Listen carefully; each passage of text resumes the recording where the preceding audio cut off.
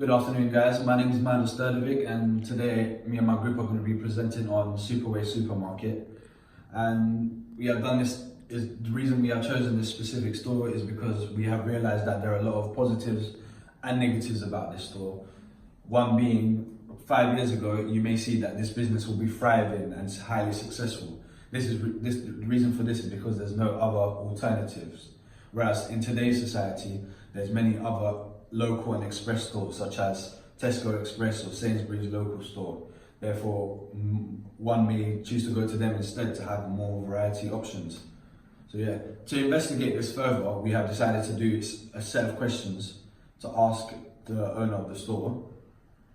As you can see, the first one being, do you believe that local competition around you has impacted your business for the worst? I mean, at first, the reason for this question is as its impact is that it's an eye opener. It helps the person that owns the business to realize what is actually wrong with my business rather than being complicit to the problems of it. Question number 2, can you name a cause and effect for your business regression? Well, he did realize that the business has regressed over 5 years, but he couldn't name what it was until we actually explained what it was to him. Question number 3, what have you been doing to be able to keep up with these highly competitive stores? So he's been keeping up with the traditional sense of how to run a store. He didn't realize that he'd had to make new investments. In his eyes, he'd had to make the store look more appealing for people to come. So we introduced him to technological advancements in which can be possible. Number 4, have you ever turned to the point where you have considered closing? Well, he said no, because otherwise he would have closed 5 years ago. 6, how so, and how do you believe it will impact your store? Well, it hasn't impacted his store in any way because he hasn't closed, but he has to do certain things in order to make the store more successful again. Are you aware of the introduction of Uber deliveries in today's modern generation? So he's a fairly elderly gentleman, so he wouldn't know such things as Uber Eats in today's technology. So we had to introduce it to him. So therefore, like I said, he had to have an eye opener in order to be able to achieve certain things. Number 8, are you willing to merge with other businesses in order to thrive? So considering that he's following the traditional attempts to run his business, he's not willing to merge with other stores, because then that means he'd have to sacrifice a percentage of his profit to give to the other person. And finally, what current technologies do you have that help you run the shop efficiently? So like I said, he's actually running the store on a traditional basis. Therefore, he's not giving other opportunities a chance, such as technologies. So yeah, thank you. Okay, my name is Hashir Badarudin, and I'll be talking about the problems and the solutions that we're doing today.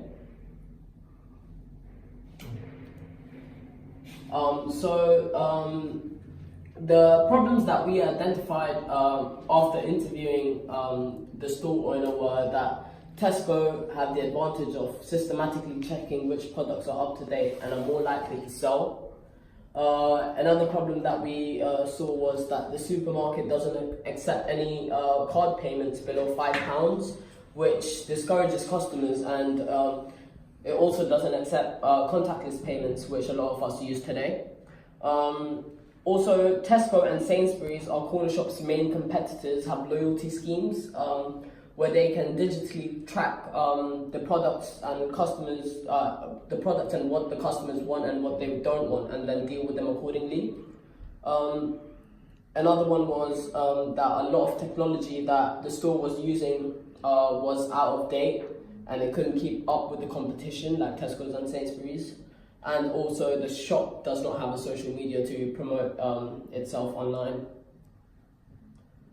So the 3 main problems that we identified, the main ITIS problems that we identified about our shop was that Tesco and Sainsbury's had a advantage of systematically checking which products are up to date and are not likely to sell.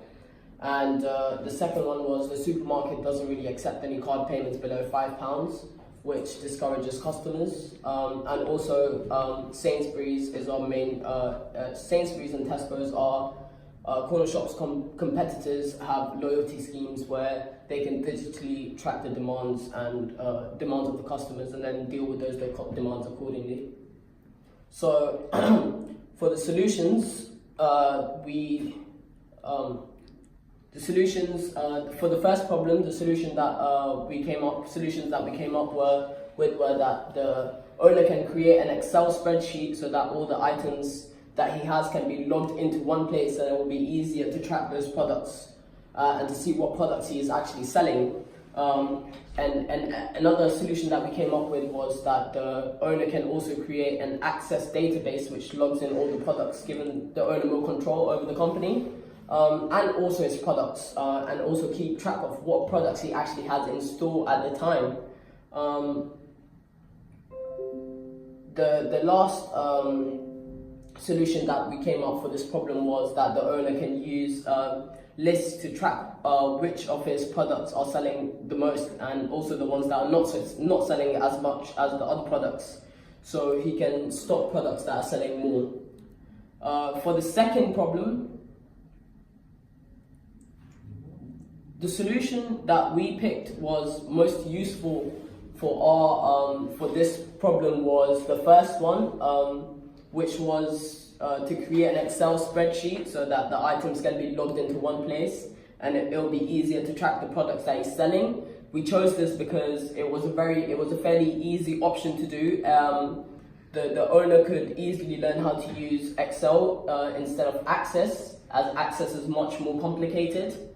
And solution 2, for the second problem, the solutions we came up with were the shop owners can have a weekly payment system, which means that regular customers can have a digital account with the shop and can pay him weekly for purchases that they do. This means that people who don't have cash on them or don't have a card on them can still get their products, and then in the end, at the end of the week, they could just go and pay the shop owner weekly, and this would all be digitalized. So the shop owner would know exactly who owes him money and also some details about him. The second solution that we came up with was that the shop owner can make it so that card payments can be used for any amount of money. As we are university students, and if we do go to the corner shop for lunch or something, we won't usually spend £5. And also within that, he can also use contactless payments, which will be making it more convenient for us. The third solution that we came up with was the shop owner can get a new card machine. The fourth solution that we came up with was that the shop owner can have an online wallet instead of a weekly payment system, which means that he can use biometric scanners, so fingerprints, thumbprints, whatever, and use those to have an online wallet where you can store money and then use that wallet to make purchases in the store. For the last solutions, for the last problem, we came up with solutions that the corner shop can have a digital loyalty scheme. And using that loyalty scheme, we can track which products are in demand and also which products aren't. And they could also use the loyalty scheme to reward loyal customers. The second solution that we came up with was to introduce TripAdvisor, where people who visit the shop can go online and rate the shop out of 5 stars, and if the website has a high rating, then more people are likely to go visit the shop. Lastly, they could introduce an app where you can add baskets to they could introduce an app where you can add items to your basket and pay online or in person and then go collect the items. The most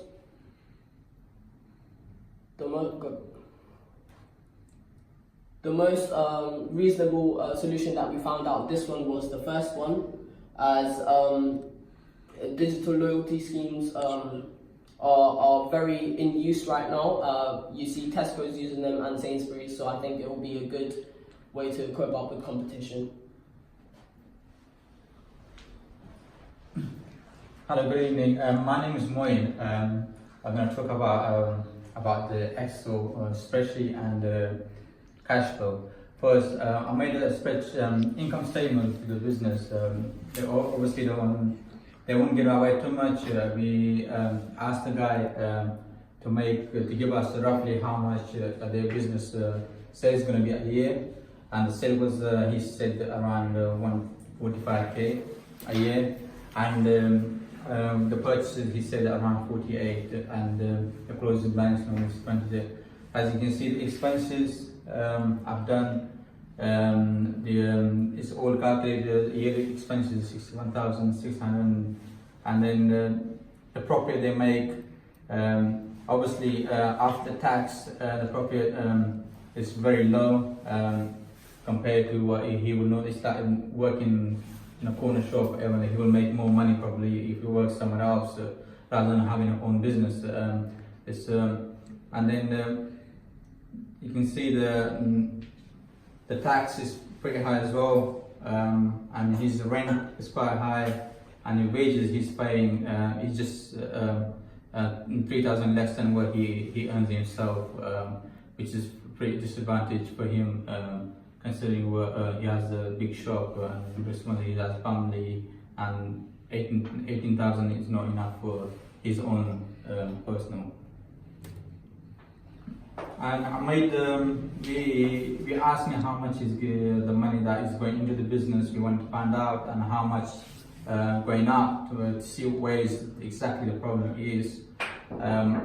Basically, his money is cash out at the beginning. It's very low, and the closing balance is literally minus. The reason for that is because generally the seller is very low. People are out of the money, and they're not spending enough money because they just come out with the long holiday like Christmas. People spend a lot of money during Christmas and the New Year, therefore the sale is quite low. And as the months go by, the sale goes up and the closing balance goes up as well. And we get into the summer, as you get the business starts making more money, and also at the end. You can see in January they're making more money. Then in December they're making the most money. That's because of the holiday season, and also the Christmas. People buying drinks. They obviously do sell alcohol and sell quite reasonably high as well. Now I'm gonna hand out to my other colleague. So my name is Osman Poku, and I'm going to be talking about the Access database, and then I'm going to finally conclude on the whole presentation. So this database shows the dates and the amount of customers that goes to the shop for each day. And as you can see, on the week, as you can see, most customers come on the weekends due to them being more free, and obviously on the weekdays. People have like uni and work, so they won't have the time to come to the shop. So therefore, on the weekends you get more sales. However, 5 years ago this wasn't the case, as obviously there was not any other alternatives such as Tesco's and Sainsbury's, which means that the sales was significantly higher.